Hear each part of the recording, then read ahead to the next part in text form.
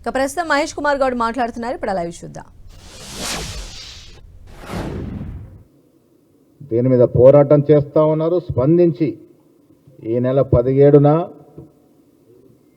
ఈ దేశంలో ఎన్నో పెద్ద పెద్ద పరీక్షలకి తర్ఫీదునిచ్చే నిలయమైనటువంటి కోటాలో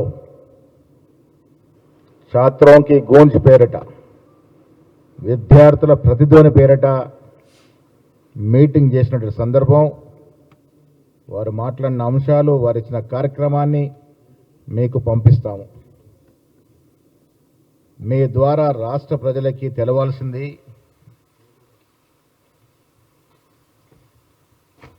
దేశం భవిష్యత్తు యువత అనే మాట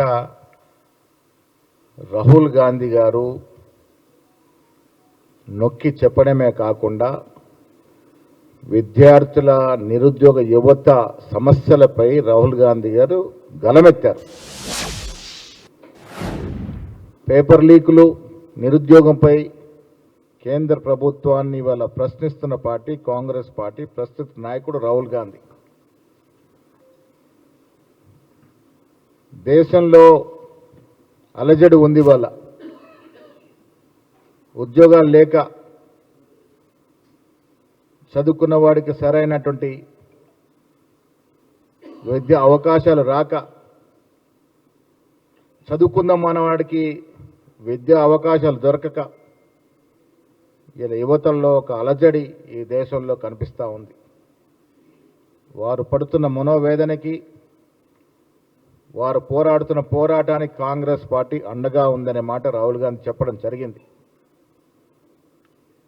వారి తపనంతా కూడా పరీక్ష నిర్వహణలో ఒక పారదర్శక రావాలి, యువత ఆశలు ఆకాంక్షలు నెరవేర్చే విధానాలే కాంగ్రెస్ పార్టీ లక్ష్యం అనే మాట కూడా వారు చెప్పడం జరిగింది. నిరుద్యోగ సమస్య పరిష్కారానికి కేంద్ర ప్రభుత్వం తక్షణమే ఒక కార్యాచరణ ప్రకటించాల్సిన అవసరం ఉన్నది. మీకు చెప్పదలుచుకుంది, ఈ దేశంలో నీట్కి ఎవరైతే ప్రిపేర్ అవుతారో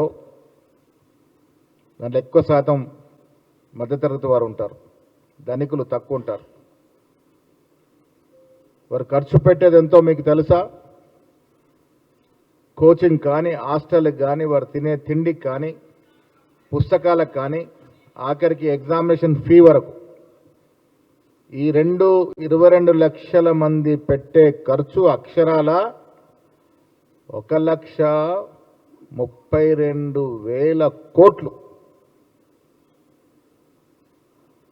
22 లక్షల విద్యార్థులు ఎవరైతే నీటికి ప్రిపేర్ అయినారో వారి తల్లిదండ్రులు పెట్టిన ఖర్చు వివిధ అంశాల మీద సరాసరి 1,32,000 కోట్లు.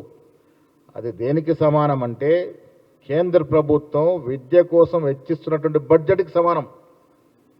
కేంద్రం విద్య కోసం కేటాయించిన బడ్జెట్ 1,40,000 కోట్లు. దానికి సమానంగా ఈ కుటుంబాలు ఖర్చు పెట్టినాయి. ఏమైంది? తీరా నీళ్ళల్లో పోసినట్టు అయింది. ఒలుకు పలుకు లేదు ప్రధానమంత్రికి. చదువు పట్ల అవగాహన లేదు, చదువుకునేవాడు పడే పట్ల బాధ పట్ల అవగాహన లేదు, తల్లిదండ్రులు ఏ రకంగా మనోవేదన గురవుతున్నారో దాని మీద అవగాహన లేదు. మన దేశంలో ప్రామాణికంగా 5-6 రకాల ఎగ్జామ్స్ జరుగుతాయి. దాంట్లో మొదటగా SSC, UPSC, RRB, JEE, NEET. Total students